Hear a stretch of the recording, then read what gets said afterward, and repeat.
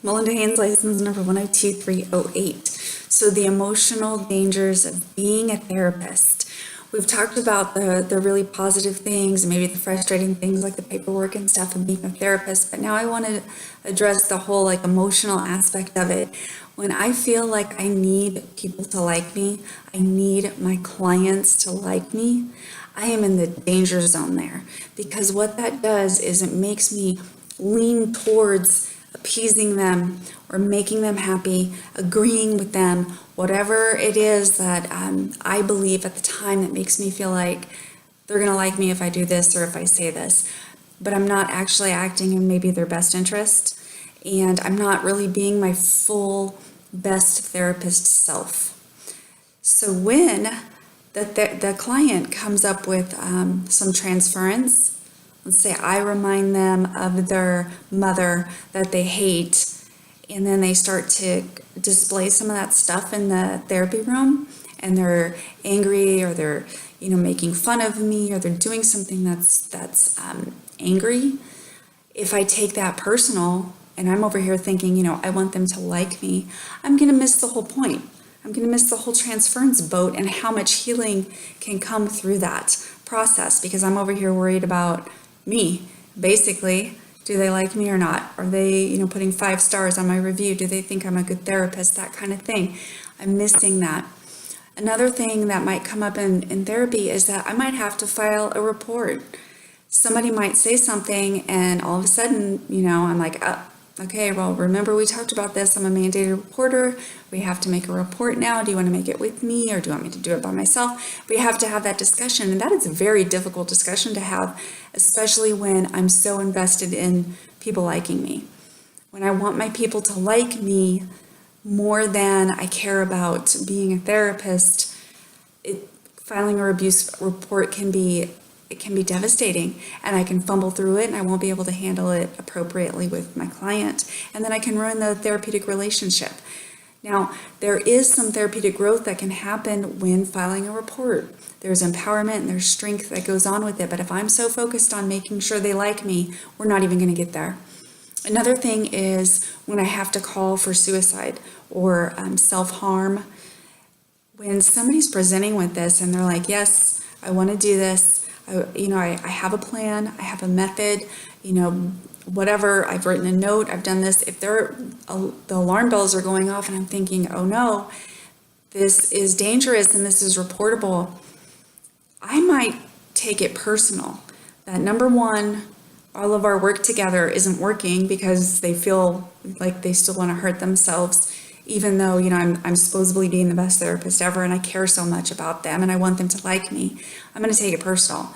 I'm not going to realize that this doesn't really have to do with me. This is about them, and this is about the pain they're in, and this is about them not being able to find a way out. So then I'm going to take it, I'm going to put it on me and think about me rather than thinking about what's best for them. And if calling and getting them into a hospital, getting them some evaluation, some, whatever it is set up so that they can get medication or whatever, and I'm setting those wheels going. I can't prescribe myself as an LMFT, but I can help them get some more help, right? But if I'm worried about them liking me and they're like, no, I don't want to get hospitalized, I don't want that to happen. And then I'm like, oh, okay, well, if I call, then they're going to be mad at me. So I'll just ask them to agree. Oh, don't do it. Just I'll see you next week. I'm violating the law. I'm violating my ethical code. And I'm putting them in harm's way because I'm sending them out there thinking, well, I don't want to make them mad by making the report. It's going to damage the therapeutic relationship and all this. No, I have a responsibility. And that's a responsibility for the well-being of my client, first and foremost. But because I can't make those decisions by myself, sometimes I have laws and ethics and all these other things that are coming in to kind of guard that and to make sure that I'm doing that. Now, if I take things personally for the transference, for filing an abuse report, for protecting somebody in the event of potential self-harm, if I'm taking it personally, I am going to just be upset all the time and not be effective as a therapist, right? I need to be able to separate myself a little bit emotionally from that. and find that, there is healing and not being completely wound up and enmeshed with my clients, right? Another thing is when they get mad at me, when they personally get angry, pissed off at me because I've, wasn't able to handle this or didn't do that, or I had to make the abuse report or whatever, I set a boundary, whatever it is, and they get upset with me, I have to know in my own heart and in my own head that I did the right thing. So it's kind of like being that really great aunt or the older sister or the older brother where, sometimes you're like, well, kid, this is going to hurt a little bit, but I got to do what's best for you because I'm older and wiser. So we have a little bit of that. I'm not saying that's all there is to being a therapist, but we have to have a little bit of that mentality that, I understand that, you're hurting right now and you don't understand why I have to do this, but I have to do this nevertheless. So that's kind of the emotional danger, when we want our clients to like us and we care so much about them that we really get invested in how they're feeling moment to moment. We've got to be able to think long term. We've got to be able to think without our emotions completely being wrapped up in each person individually, or even as a little gaggle of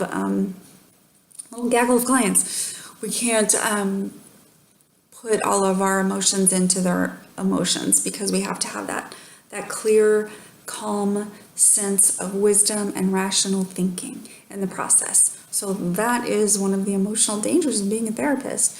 So I hope this was helpful for you. Thanks for watching.